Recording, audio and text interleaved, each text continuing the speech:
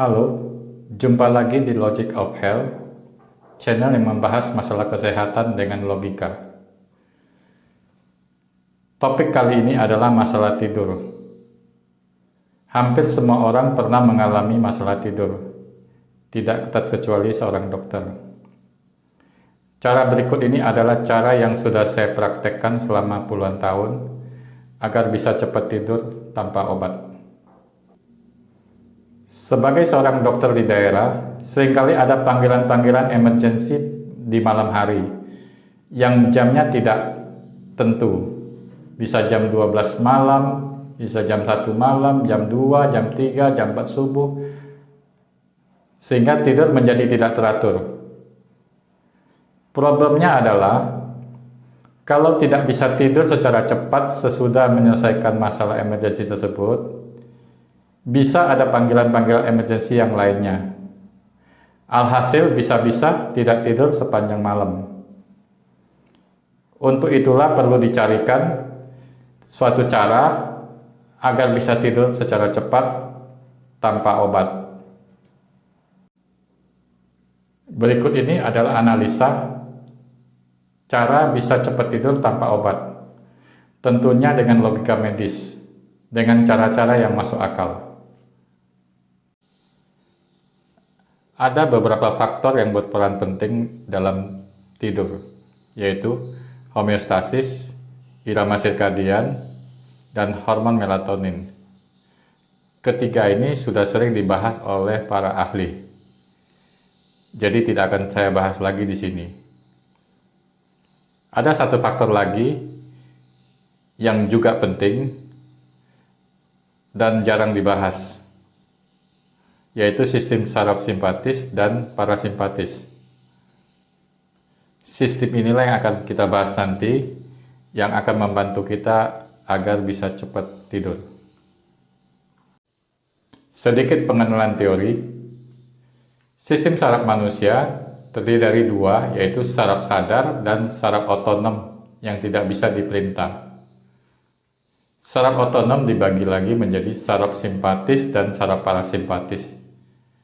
Jadi saraf simpatis dan parasimpatis ini adalah saraf otonom yang tidak bisa diperintah. Tetapi nanti di belakang akan kita lihat bahwa kedua saraf ini ternyata bisa kita kendalikan secara sadar. Sistem simpatis aktif pada saat kita siaga, aktif, bekerja, berlari, bergerak. Sedangkan sistem parasimpatis aktif pada saat kita istirahat dan tidur. Nah, jadi di sini ada titik terang. Untuk bisa tidur, kita harus ada di jalur parasimpatis. Kita lihat efek simpatis dan parasimpatis terhadap tubuh kita. Pada otak, aktif. Pada sistem simpatis ya. Otaknya aktif, ototnya berkontraksi atau bergerak, tensinya meningkat, nadi meningkat, kebutuhan oksigen dan energinya meningkat karena semuanya ini aktif. Sebaliknya pada sistem parasimpatis, otaknya relaksasi, rileks, ototnya juga relaksasi, lemas ya, tensi menurun, nadi menurun. Dan karena semuanya relaksasi, itu kebutuhan oksigen dan energinya akan menurun. Kalau kita fokus melihat pada otak dan otot, ya, tampak keduanya ini mempunyai respon yang berbeda terhadap sistem simpatis dan parasimpatis. Dan yang paling penting, keduanya ini bisa kita perintah. Mau otaknya aktif atau rileks, ototnya mau bergerak atau lemes, itu bisa kita perintah. Jadi walaupun simpatis dan parasimpatis ini adalah saraf otonom, ternyata bisa kita kendalikan melalui otak dan otot ini nanti.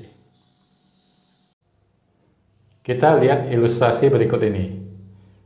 Jantung memompa darah, memberikan oksigen dan makanan ke otak dan ke seluruh tubuh.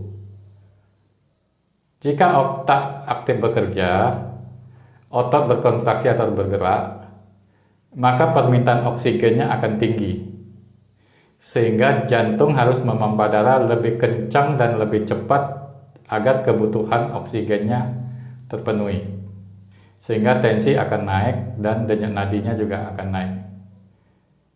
Sebaliknya, bila otak relaksasi atau istirahat, ototnya relaksasi atau istirahat, maka permintaan oksigennya akan rendah, sehingga jantung tidak perlu memompa darah secara cepat dan kencang lagi. Akibatnya, tensi akan turun dan denyut nadi juga akan turun. Jadi dengan mengatur otak dan otot, kita juga bisa mengatur tensi dan denyut nadi kita. Jadi, untuk bisa tidur, kita harus berpindah dari jalur simpatis ke jalur parasimpatis. Kita lihat beberapa penyakit yang membuat susah tidur, antara lain stres, hipertensi atau darah tinggi, hipertiroid, anemia atau kurang darah, sedang sakit, makan obat tertentu, kafein atau kopi, dan lain-lainnya. Semua ini berada di jalur simpatis yang aktif, sehingga penderita penyakit-penyakit ini akan lebih sulit berpindah ke jalur parasimpatis, sehingga lebih sulit untuk tidur. Jadi, kita bisa mengatur perpindahan jalur simpatis dan parasimpatis dengan mengatur otak dan otot. Kalau kita mau masuk ke jalur simpatis, otaknya kita aktifkan, ototnya kita gerakkan atau kita kontraksikan. Sebaliknya, kalau kita mau masuk ke jalur parasimpatis, otaknya kita relaksasikan atau kita istirahatkan, ototnya kita relaksasikan atau kita lemaskan. Kita lihat obat-obat tidur yang sering dipakai seperti diazepam, alprazolam, dan lain-lainnya. Obat-obat ini mempunyai efek terhadap otak dan otot, yaitu merelaksasi otak dan otot. Jadi sama fungsinya, cara kerjanya sama. Jadi kalau kita bisa mengendalikan otak dan otot kita, kita tidak perlu makan obat tidur seperti ini lagi. Karena makan obat tidur jangka panjang itu mempunyai efek samping dan ketergantungan.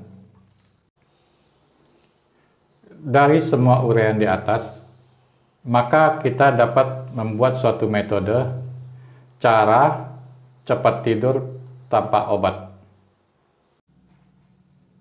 Yang pertama, hindari kegiatan-kegiatan yang dapat memicu simpatis menjelang tidur. Misalnya, makan menjelang tidur. Jantung akan bekerja lebih keras untuk memompa darah ke usus untuk membantu pencernaan.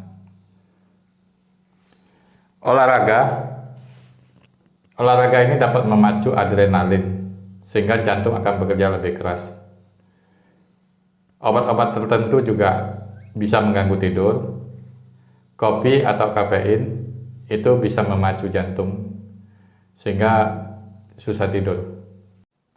Selanjutnya, melakukan relaksasi otak. Terdiri dari relaksasi panca indera dan relaksasi pikiran. Untuk relaksasi panca indera, kita buat tempat tidur kita senyaman mungkin, ruangannya senyaman mungkin, cahaya jangan terlalu terang, dan suara tidak berisik. Untuk relaksasi pikiran, kita kosongkan pikiran sebelum tidur, biarkan pikiran melayang bebas menuju alam mimpi. Selanjutnya, lakukan relaksasi otot-otot tubuh. Lemaskan semua otot-otot tubuh sebelum tidur. Usahakan tidak ada gerakan. Pernapasan biasa aja, jangan dipaksa. Untuk jangka panjangnya, penyakit-penyakit yang menyebabkan susah tidur ini seperti stres, hipertensi, hipertiroid, anemia, dan penyakit-penyakit lainnya harus diobati. Nah, ini resumenya. Jadi buat suasana tempat tidurnya nyaman, ruangannya nyaman. Pada saat berbaring tidur, kosongkan pikiran, ya. Biarkan pikiran melayang-layang, kosong, pelan-pelan akan menuju ke alam mimpi. Semua badan dilemaskan, kalau bisa jangan bergerak, tetap diam dan lemas. Mudah-mudahan bisa cepat tertidur. Selamat mencoba. Sekian video ini. Bila dirasakan bermanfaat, tolong di like, komen, dan share, dan di subscribe bagi yang belum subscribe. Terima kasih.